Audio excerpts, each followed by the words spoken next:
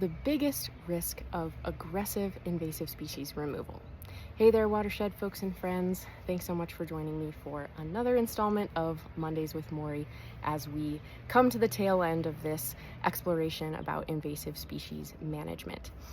I know that there are lots of potential risks and costs that I can talk about, including monetary cost and public controversy even, but I think the main risk is perpetuating a cycle of disturbance on the landscape. So as we've talked about in previous videos, invasive and weedy species are really good at getting established and surviving in ecosystems that have been disturbed or degraded in some way. And those are the same ecosystems that native species have a hard time surviving in.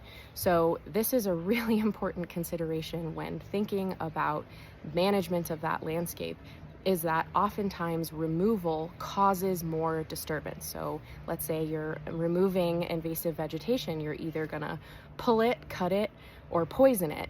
And all of those things are going to disturb the soil, the ecological relationships, the ecological function of that landscape.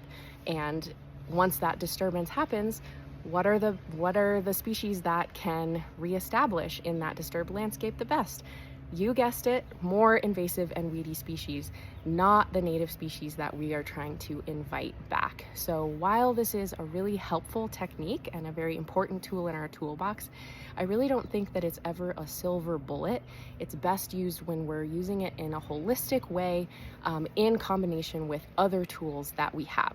So next week, I'm gonna hope to wrap all of this stuff up, come back to the question of what do we do about invasive species? So hope to see you there and see you around the watershed.